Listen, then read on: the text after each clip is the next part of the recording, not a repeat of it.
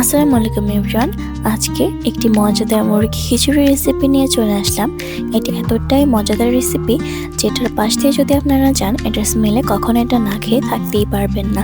তো এই সিম্পল রেসিপিটি তৈরি করার জন্য আমরা প্রথমেই মাংসটাকে ম্যারিনেট করে নিব। এখানে আমি যে মাংসটা ব্যবহার করেছি এটা আমি আগে থেকে লেবু দিয়ে 30 মিনিটের জন্য মাখিয়ে রেখেছিলাম, যাতে মুরগির গন্ধটা চলে যায়। তো এবার ম্যারিনেট করে নেওয়ার জন্য আমি এর মধ্যে দিয়ে দিচ্ছি লবণ, মরিচের গুঁড়া, রসুন বাটা, আদা বাটা, হলুদ, ধনিয়া আর জিরার গুঁড়া। এবার এটাকে ম্যারিনেট করে রেখে দিব আমরা 20 মিনিটের জন্য। এরপরে আমরা একটা প্যানে তেল দিয়ে এর মধ্যে পেঁয়াজ কুচি আর কাঁচামরিচ কুচি দিয়ে কিছুক্ষণ ভেজে নেব। এরপর যখন পেঁয়াজটা এরকম গোল্ডেন ব্রাউন কালার হয়ে আসবে, এরপর এর মধ্যে আমাদের ম্যারিনেট করা চিকেনটা দিয়ে দিব। এরপর এটাকে একসাথে ভালো মতো মিশিয়ে নিব।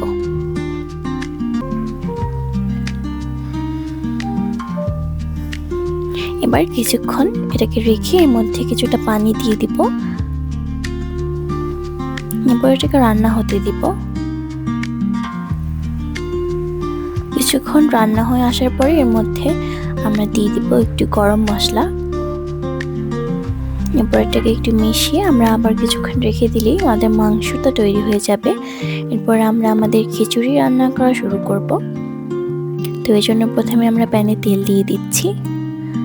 এরপর দিয়ে দিচ্ছি তেজপাতা আর গরম মশলা। এরপর এটাকে একটু নাড়িয়ে চাড়িয়ে নিচ্ছি। এরপর দিয়ে দিচ্ছি পেঁয়াজ কুচি আর কাঁচামরিচ কুচি। এটাকেও ভালো মতো ভেজে নিচ্ছি।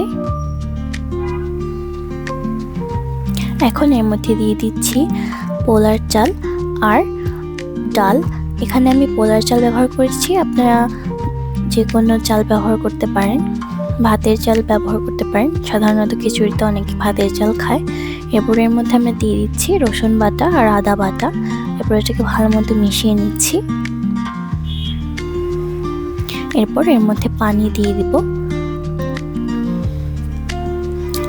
এরপর এর মধ্যে দিয়ে দিব লবণ, হলুদের গুঁড়া, জিরার গুঁড়া, ধনিয়ার গুঁড়া। এরপর এটাকে ভালো মতো মিশিয়ে নিয়ে ঢাকনা দিয়ে এটাকে রান্না হতে দিব।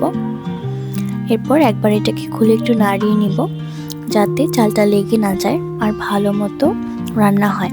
এরপর কিছুক্ষণ রান্না করে নেওয়ার পরে এর মধ্যে আমাদের আগে থেকে রান্না করে রাখা মাংসটা আমরা দিয়ে দিব। এবার কিছুক্ষণ রান্না করে নিলেই তৈরি হয়ে যাবে আমাদের মজাদার মুরগির মাংসের খিচুড়ির রেসিপি। এর দেখতে যত না সুন্দর, খেতে তার থেকে বেশি মজা। এটা খেতে এতটাই মজা যে রান্নার পরে বসে থাকা যায় না, শুধু খেতেই ইচ্ছে করে। আর এটার স্মেলটা জাস্ট ওয়াও, স্মেলটা পেলে আপনাদের খেতেই হবে, মানে খুবই ভালো। ভিডিওটি ভালো লাগলে কিন্তু আপনারা অবশ্যই আমার চ্যানেলটি সাবস্ক্রাইব করে আমার পাশে থাকবেন। সো আজকের ভিডিওটি এই পর্যন্তই। আপনারা অবশ্যই রেসিপিটি ট্রাই করে দেখবেন, এটি খুবই সুস্বাদু। So bye guys.